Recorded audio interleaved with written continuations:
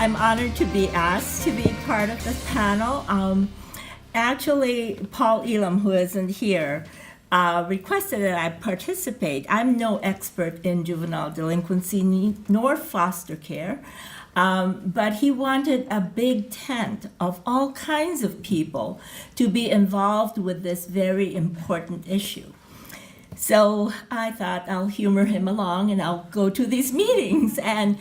And what is amazing to me is from an outsider's perspective of watching what unfolded over the number of years that this project has been going on, is a demonstration of what committed leadership, good leadership, committed people who really care about the importance of data.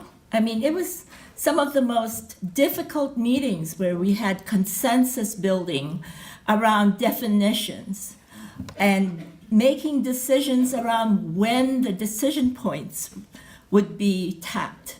And this went on for many meetings, bringing in actually people who are managing data systems for DHS, who revealed all kinds of information that the group didn't know. But the commitment to really make this happen was made possible because of this big tent and having people who were very committed. I'm going to quote Temple Grandin. I have a son with autism, so I follow Temple Grandin, a professor in animal science, and she was here at Michigan State. And she said, you can manage only what you measure. And this is an example of a project in which there was a great deal of time spent on developing measures and establishing protocols that would give good data.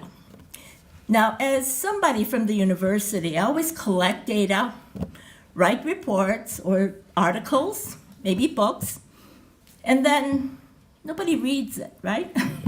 Nobody does anything with it. And I think the biggest challenge, and I love the recommendations that were posed, and I encourage you to read this, is what will make the difference of all the hours spent to develop this, but in the implementation of the recommendations. I was struck at the fact that this disparity, was not only apparent in this project, but in December, I ran a seminar on infant mortality in Michigan for legislators. And there we had almost the same thing. Place and race matter.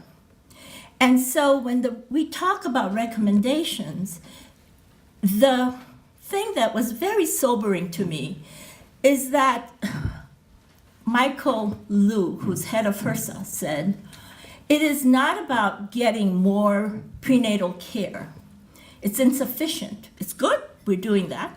Insufficient. The biggest variance comes in social determinants, extraordinarily complex. And when Jane talks about this is a bigger issue than foster care, it's an issue of economic equity.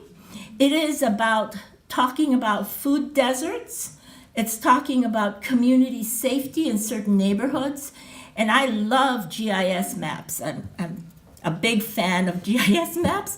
And when you look at the map of Michigan and you see consistent places where we see these disparities, it's not only about this particular collaboration. It is about what's going on in healthcare. It's about what's going on in educational achievement. And that's, I think, a big challenge in policymakers because we're all siloed. And so is this department responsible? Or is it this commission responsible? One of the most instructive things I did maybe 2 weeks ago, was a seminar on collaboration. There was an ex-governor from Utah that was over. And he said that one of the biggest areas of solutions will come about through collaboration. One of the criteria for making a collaboration successful is common pain.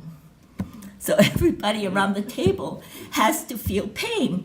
And I think that's really important because when I talk about racial disparity, people, I think, are thinking, not me, doesn't involve me. It's those people, right? It is economically costly. And I think once we realize that, that's one of the big factors. And then as a humanitarian, we care about human beings, correct? So don't we want to do something? And that's, I think, a big challenge. The other, he said, was to identify leaders that can make this happen. And I think the example of, as an outsider participating in this, was it the committee of data that I've volunteered to be part of? Yeah. So, I'm watching this whole process, and it's meeting after meeting, people remembering what was decided, making corrections, and coming up with this incredible report. So the big challenge, I guess, right now is, can we implement it?